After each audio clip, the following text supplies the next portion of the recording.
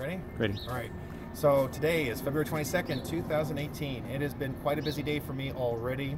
I was taking care of my small claims hearing today in Doughty Courthouse. I was in Department 2. I had Commissioner Michael Pierce as my presiding officer. I was really surprised my case was adjudicated fairly quickly, unlike with the criminal matter where I've usually had to wait 3 hours before my hearing comes before a judge. Before that, there was an attorney from the city along with Cosme Lozano, the chief of police. He was the figurehead, if you will, for the City of Huntington Park. I'm suing them for gross violation of my civil rights and for false arrest, pain and suffering, and harassment. So Cosme was very arrogant. He wouldn't even look at the evidence that I had in my folder, but I wanted to see what he had. The attorney spoke to me and said, "What kind of a settlement would you like?" And I said, "I want the full amount. I want you to admit that you were wrong. You had no right to arrest me, and I want the 2 illegals removed from the city commissions." And so Cosme Lozano said, "Well, that's not acceptable." He says, "We'll go to court." Of course, everybody pretty much figured that the city wasn't going to settle because, regardless of the moral background, cities don't want to be open to easy lawsuits very well. But this city certainly deserves the scrutiny and deserves the civil prosecution. So, like I said, the presiding officer called me up very quickly. I stood on the plaintiff's side, and then there was Cosme Lozano. He had very little evidence. He had the rules of decorum, he had the government code, and then he had a CD. That's it. Me, I had statements of declaration. I had the minutes from the June 6th meeting, which were fraudulent. I also had the government claim, which I had filed. I also had a copy of the minutes, which I had mentioned. I also had, and I also filed Brady violations against the attorneys. But the most treasured aspect of my case is that I had 14 witnesses. 14 witnesses, and they all got to sit in the jury box.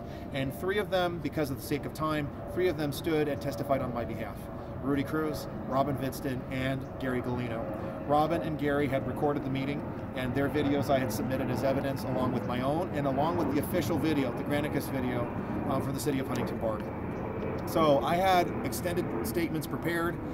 It was a bit rough going for me at first. It's a little challenging for me to stand and read a piece of paper, but I was able to get my firm footing. The judge joked with me and said, take a deep breath, everything's going to be fine. I read the extended statement. I talked about how I attended a meeting I have a right to per the Ralph M. Brown Act. I also mentioned how other people were being loud, disruptive, and noisy and disrespectful. I pointed out how individuals were harassing me, trying to get me thrown out of the meeting. I talked about how the mayor went with the words of the people in the audience rather than issuing a formal warning herself. There was nothing to justify it. She had lied on the minutes. The council lied on the minutes.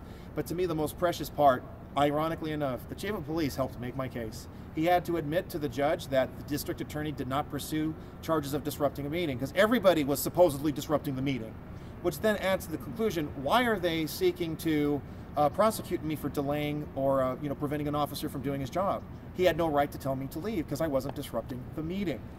So there's that. The chief of police lied. He lied to the public when he said, well, we had filed the criminal package with the district attorney, they just didn't act on it. Baloney. They didn't file until I filed my lawsuit. And the district attorney can attest to that without a doubt. I even called the DA's office. When Cosme had to explain to the judge what I did that was disruptive, he couldn't do it. He had no explanation, he had nothing to say. It was astonishing to me how he lied to the judge.